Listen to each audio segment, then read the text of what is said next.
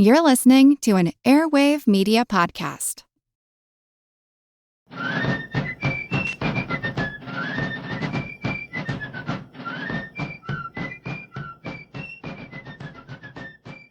Hello, and thank you for joining the American Revolution.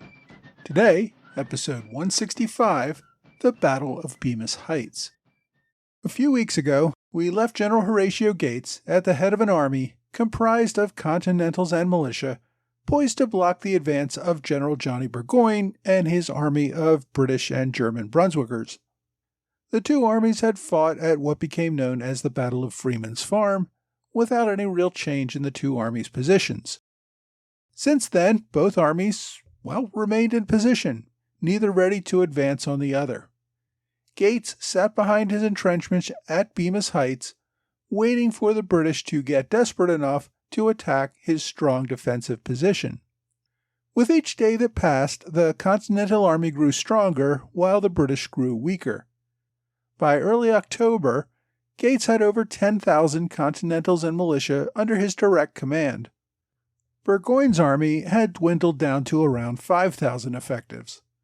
He was cut off from food and supplies from the north and could not venture out to forage in the area, not that there was much left to forage even if they could go out.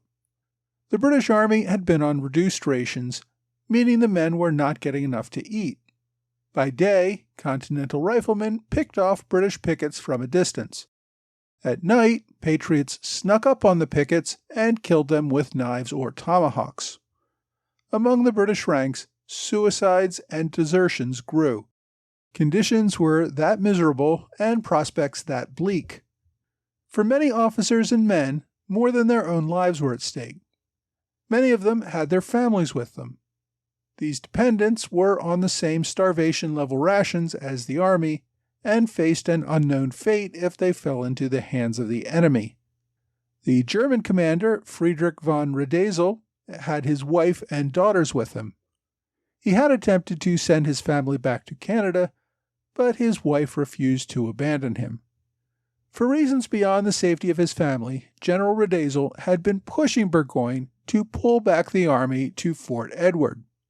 From there, they would be able to re-establish supply lines to Ticonderoga and would have a better line of retreat.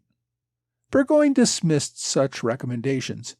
He was still focused on getting to Albany. He had sent messages to General Clinton in New York, encouraging Clinton to send an army up the Hudson to meet Burgoyne in Albany. Retreating was out of the question. Even so, Burgoyne knew his position was becoming more desperate each day. In addition to Burgoyne facing an army nearly twice his size, New York Militia General Jacob Bailey now led an additional 200 soldiers north of Fort Edward, making that route of retreat much less of a possibility. As I mentioned last week, Burgoyne wrote a series of letters to General Henry Clinton. Most had an optimistic tone, which Burgoyne explained later as not wanting to put into writing how really desperate his situation had become.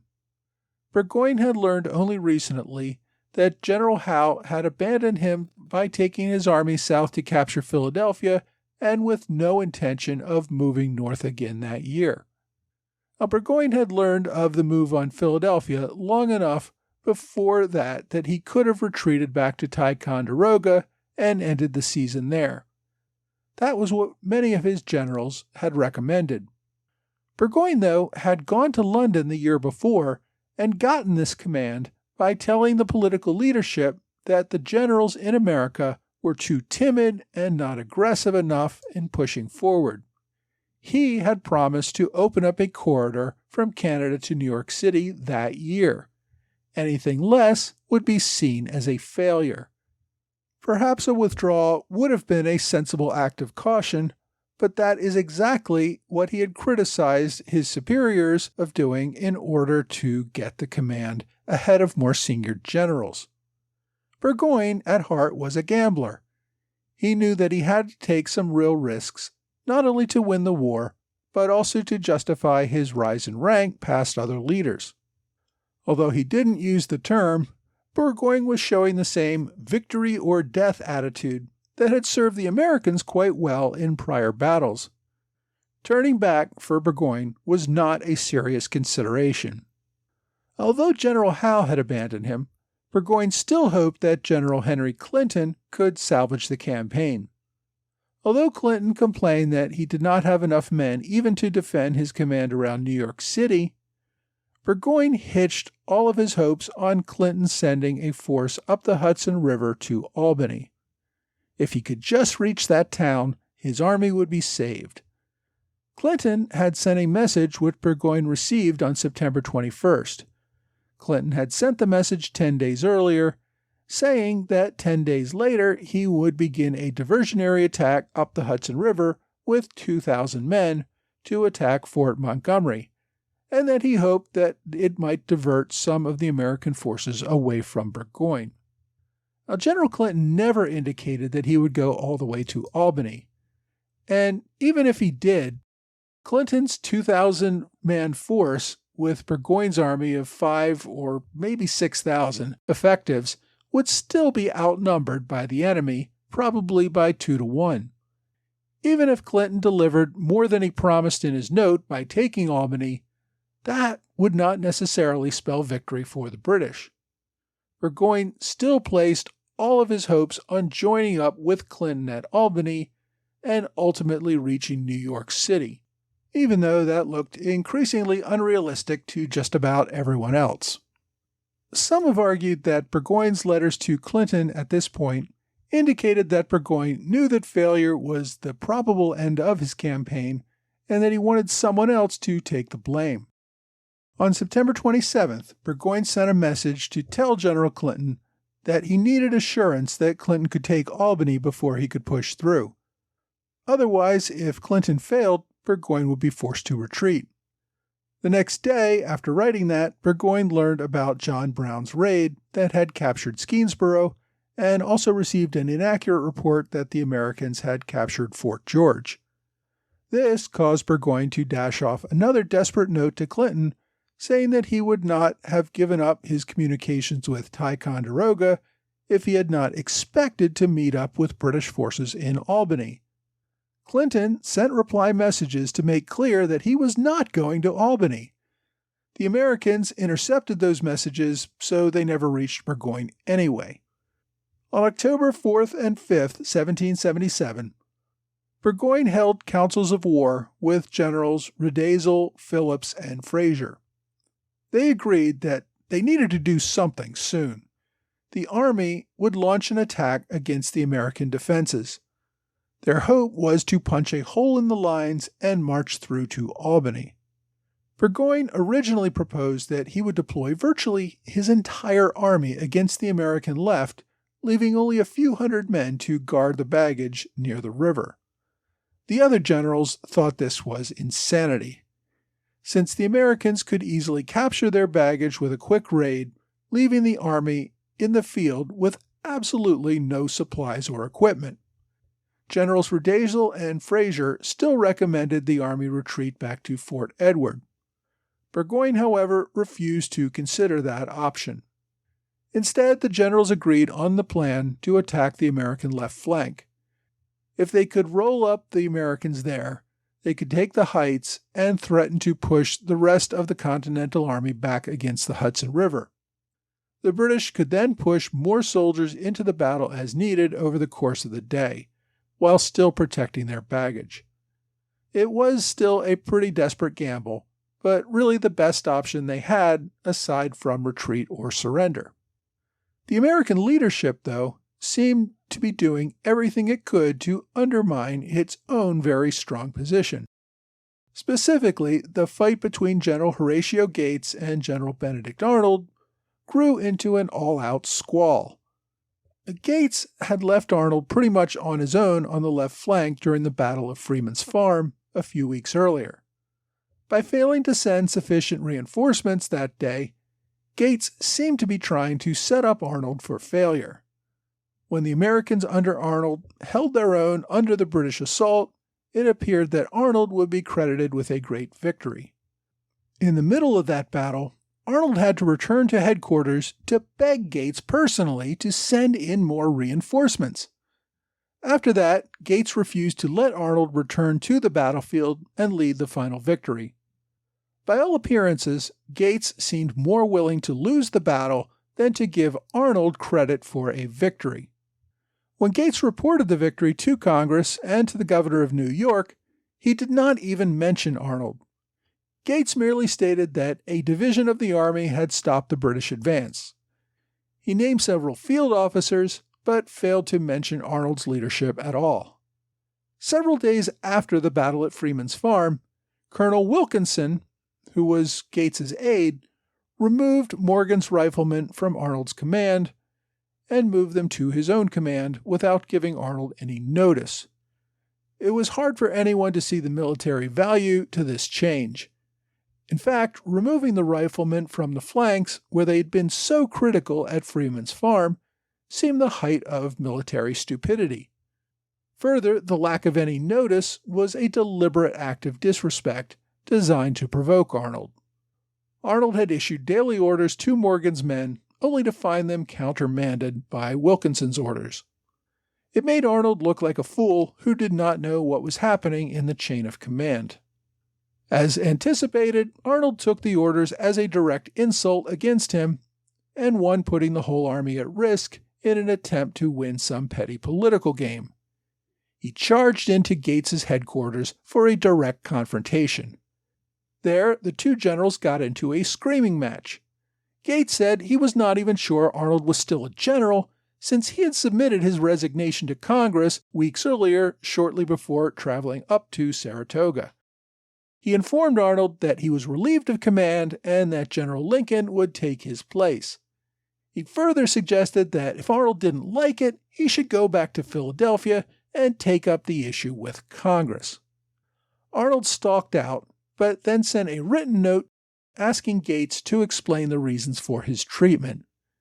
Instead, Gates simply sent a note to Arnold giving him leave to return to Philadelphia and saying he would no longer speak with Arnold either in person or in writing.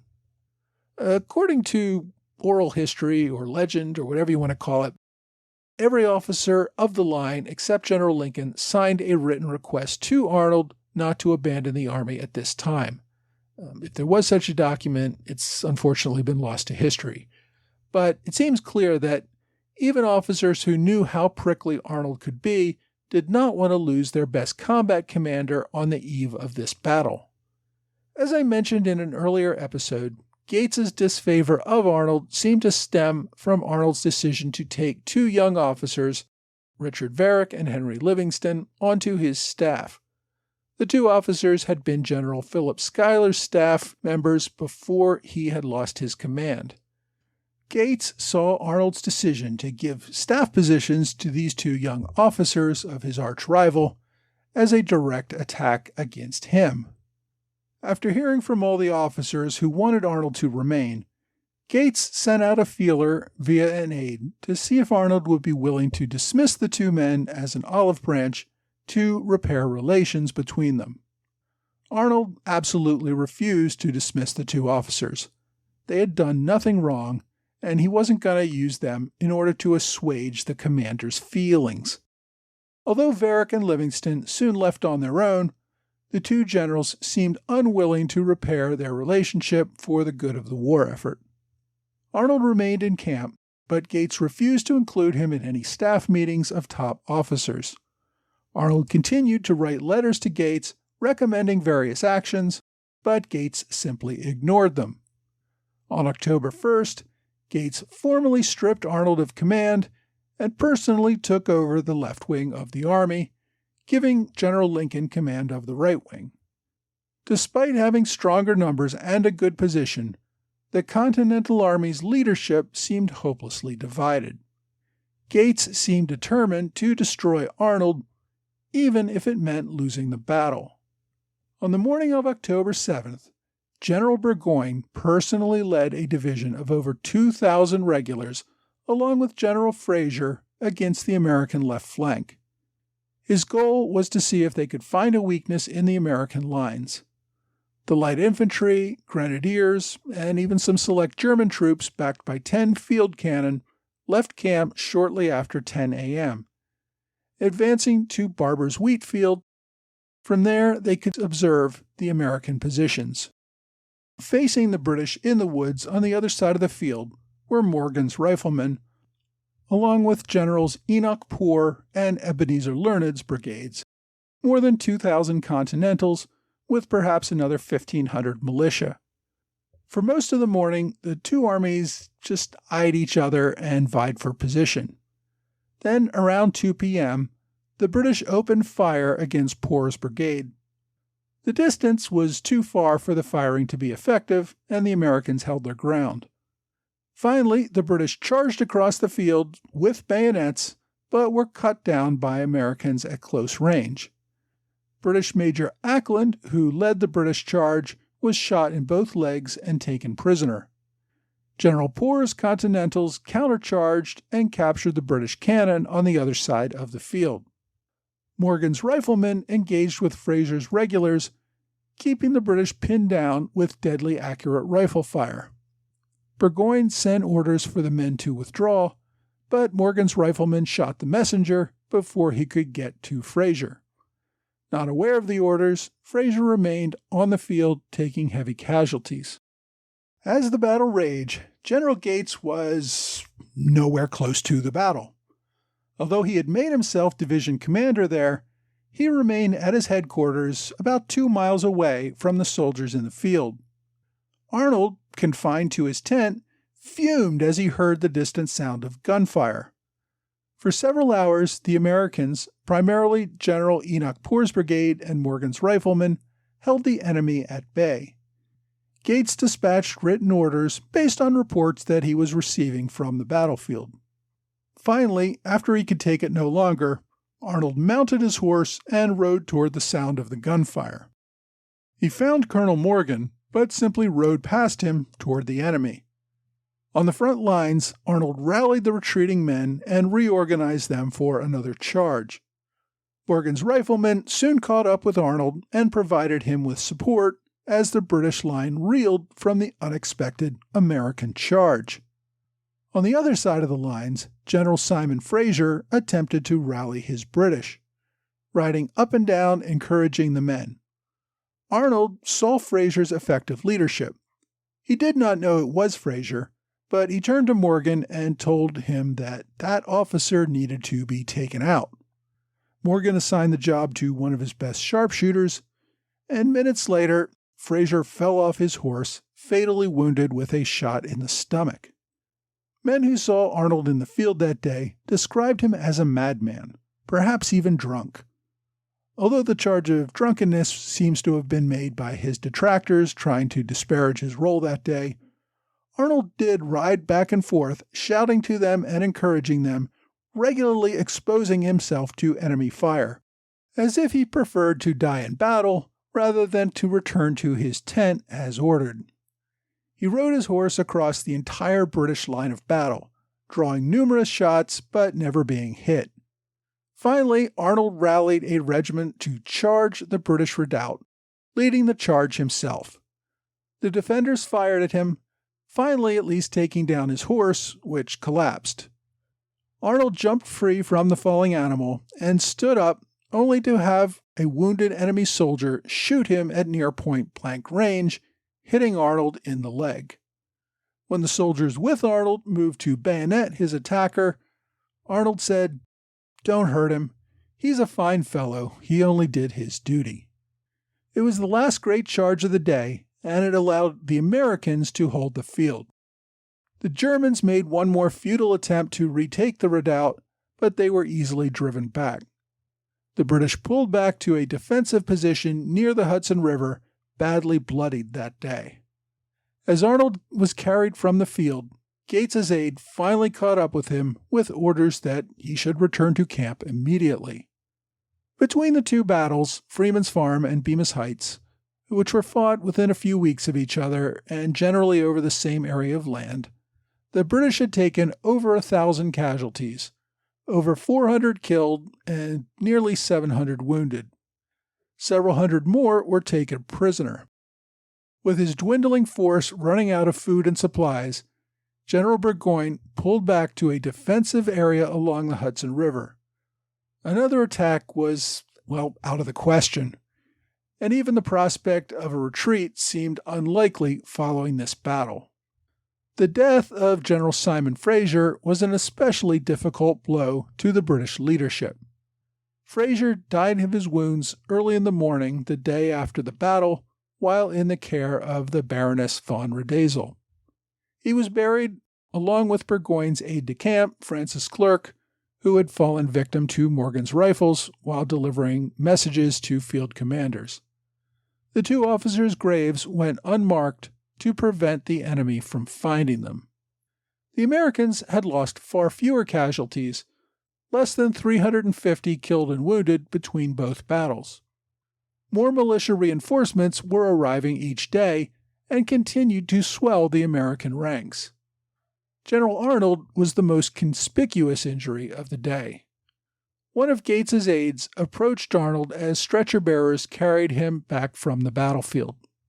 He asked, "Where are you hit?" Arnold responded, "In the same leg," meaning the same leg that had been shot at the Battle of Quebec a couple of years earlier. Arnold then added, "I wish it had been my heart." Arnold's work that day, in defiance of General Gates's orders, had been critical to the American victory. Now the British had no more real options to fight. Burgoyne's last hope was that a relief force under General Henry Clinton might reach them from New York City. His army hung on, refusing to surrender, with hope of a relief column to save his army. We'll see how that goes next week when we cover the surrender at Saratoga.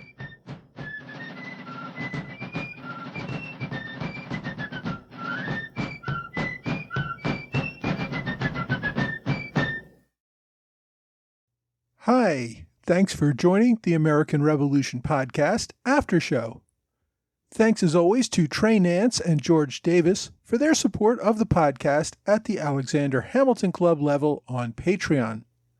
Hopefully most of you noticed last week I released a special midweek episode where I talked with Dr. Ronald Gibbs about medical practice during the American Revolution. Over the years, I've tried to add elements to my podcast without diminishing or altering the basic format that started at the beginning of the show, a 20-minute discussion that continues the ongoing story of the American Revolution. Now, I've added things over the years like the after show, book reviews, online reviews, etc. I've never had a guest before, mostly because I was concerned about the lower audio quality and because having guests really didn't fit in with the format of my regular shows. I finally reached the point where I felt I could do an interview in addition to the weekly shows. I certainly can't keep up that pace every week. However, I am going to try to include one special midweek interview as a special episode, hopefully at least once a month. It's just a bonus in addition to what I've been doing each week for several years now. I am curious if you like it or not, if you find the special episodes annoying or if they could be changed in some way. For example, maybe you think they should be shorter, like the regular episodes, or other criticisms, feel free to let me know. I'm also curious if there are any particular issues that you would like to see covered or a guest that you think I should interview. If you have any suggestions on those counts, let me know that as well. To that end, if you want to get in touch with me, I've started adding my email address, my Twitter handle, and my Facebook group address at the bottom of each blog episode. Feel free to reach out to me and tell me what you think. My blog, of course, can be found at blog.amrevpodcast.com. So this week, I covered the Battle of Bemis Heights, sometimes called the Second Battle of Saratoga. As I've said about the Saratoga campaign, but feel I cannot stress enough, this really was a turning point in the war, not only because it convinced France to join the war, but because of the shock in London that a large professionally commanded army of regulars could be defeated by the amateur Continentals. If Burgoyne's army had been able to retreat back to Fort Ticonderoga and not been captured, it probably wouldn't have had nearly the same impact. The crazy thing for me is that even if Burgoyne's risky march through New York had been a success and he reached New York City, that really wouldn't have gained the British any more than if he had sat with his army in Canada or at Fort Ticonderoga. The strategists in London seemed to think they could march that army and then draw a line separating New England from the rest of the colonies, thus creating some stark division. But as the raids by Colonel John Brown and others show a couple of weeks ago, even territories that were supposedly captured by the British did not stay captured.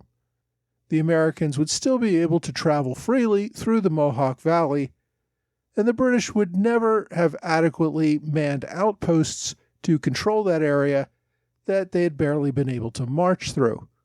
Small outposts simply would have become targets for future attacks.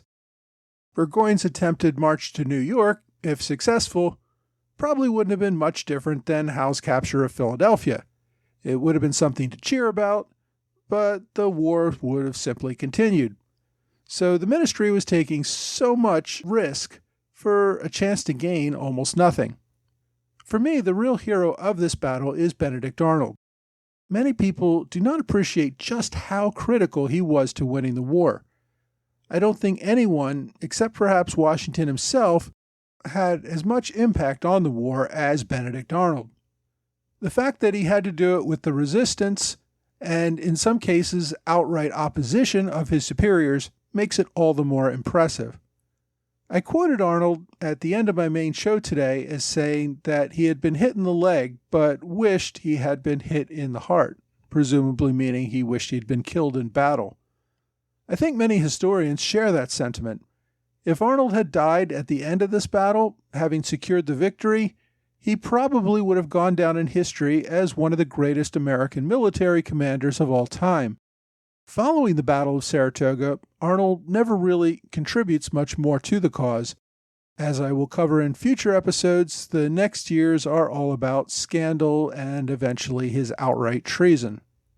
And I have to say, sometimes the word treason gets thrown around in modern politics as a means of describing political disloyalty or even just policy disagreements.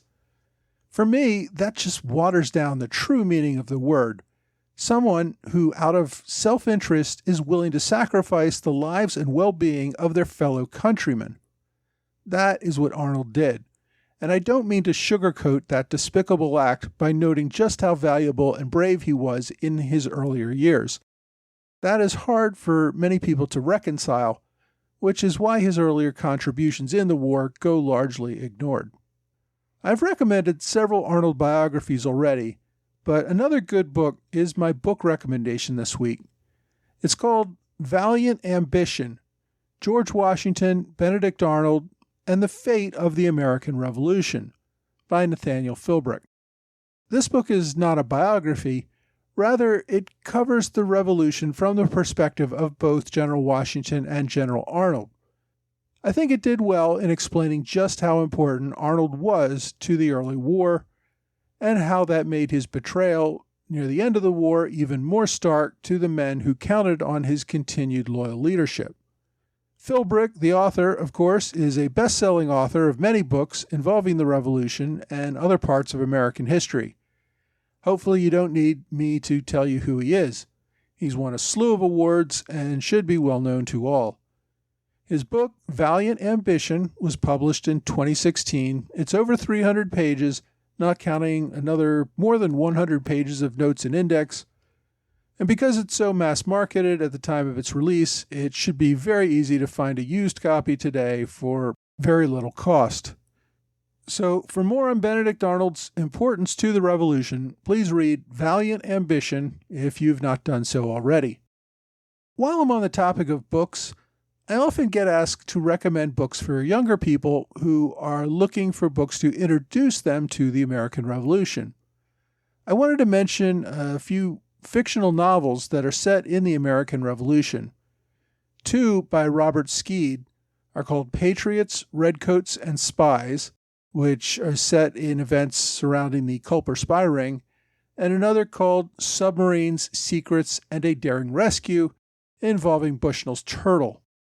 These are both fictional novels where young boys get involved in an adventure set during the American Revolution, and I am told that the author is working on a third book in what is going to become a trilogy. There's 2 other books, if you're interested, by Chris Stevenson. They are The Drum of Destiny, where a young patriot orphan becomes involved in the siege of Boston, and The Cannon of Courage, which continues the adventure with Henry Knox bringing cannons back from Ticonderoga. And I'm told that this author is also working on another book in the series. If you want to learn more about any of these books, go to www.knoxpress.com. That's Knox, as in Henry Knox, press, so knoxpress.com, to learn more about these books. As I said, these books are geared toward primary and middle school kids, so if you know young people who want to get more interest in the American Revolution, you may want to check out these books. As I said, I have links on my blog and website where you can learn more about these books. I also recently watched a live online video from both of these authors talking about their books, and I've included a link to a recording of that video as well in case you want to learn more directly from the authors. Finally today, my online recommendation of the week is another great primary source in the form of an ebook. It's called The Memoirs of Major General Riedesel, Volume 1, by Max von Elking, and translated by William Stone. Major General Riedesel, of course, was the German commander in the Saratoga expedition. The English edition of this book came out in 1868. General von Riedesel played really a key role in the Saratoga campaign, and it's great to have a source directly from the horse's mouth talking about the Saratoga campaign and his role in it. The ebook for this is available on archive.org, and as usual, I've included a direct link on both my website and blog. Well, that's all for this week. I hope you can join me again next week for another American Revolution podcast.